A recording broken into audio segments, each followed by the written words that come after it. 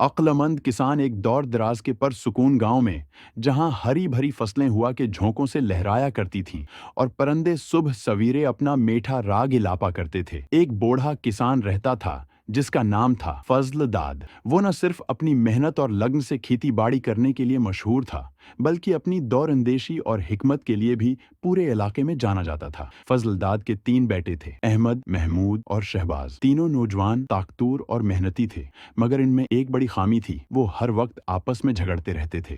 چھوٹی چھوٹی باتوں پر ان کے درمیان اختلافات پیدا ہو جاتے، جو اکثر تلخ کلامی اور دوری تک جا پہنچتے۔ فضل داد ان جھگڑوں سے بہت پریشان رہتا تھا۔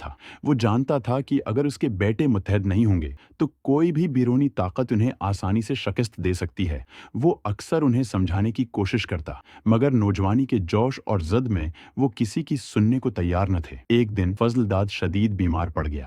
وہ محسوس کر رہا تھا کہ اس کا وقت قریب ہے اور وہ اپنے بیٹوں کو ایک آخری سبق دے کر جانا چاہتا تھا۔ اس نے اپنے تینوں بیٹوں کو اپنے پاس بلایا۔ وہ کمزور آواز میں بولا، میرے بیٹو، میری زندگی کا آخری وقت قریب ہے، میں تمہیں ایک آخری نصیحت دے کر جا رہا ہوں۔ تینوں بیٹے رو رہے تھے، مگر فضل داد نے کہا، رو مت، بلکہ میری بات غور سے سنو۔ اس نے ایک بنڈل بنایا ہوا تھا جس میں کئی لکڑیاں ایک ساتھ رسی سے بندھی ہوئی تھیں۔ اس نے احمد سے کہا، اس بنڈل کو توڑ کر دکھاؤ۔ احمد، جو سب سے بڑا اور طاقتور تھا، نے زور سے بنڈل کو توڑنے کی کوشش کی، مگر لکڑیاں اکٹھی ہونے کی وجہ سے نہ ٹوٹیں۔ پھر محمود نے کوشش کی، جو درمیانے بیٹے تھے اور اپنی چالاکی کے لیے جانے جاتے تھے۔ اس نے بنڈل کو مختلف زاویوں سے توڑنے کی کوشش کی، مگر نتیجہ وہی رہا، بنڈل اٹل تھا۔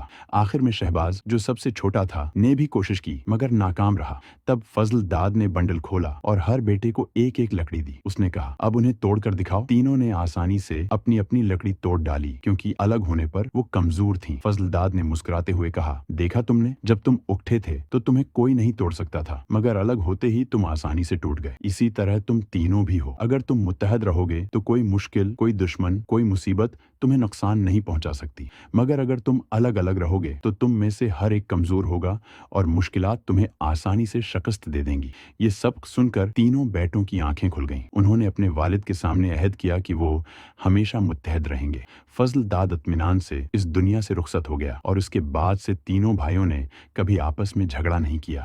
وہ مل کر کھیتی باڑی کرتے، مشکلات کا مقابلہ کرتے اور اپنے گاؤں کی ترقی میں اہم کردار ادا کرتے رہے۔ ان کی مثال دیکھ کر دوسرے خاندان بھی متحد ہونے لگے اور وہ گاؤں خوشحالی اور امن کی علامت بن گیا۔ سبق، متحد رہو، تمہیں کوئی نہیں توڑ سکتا۔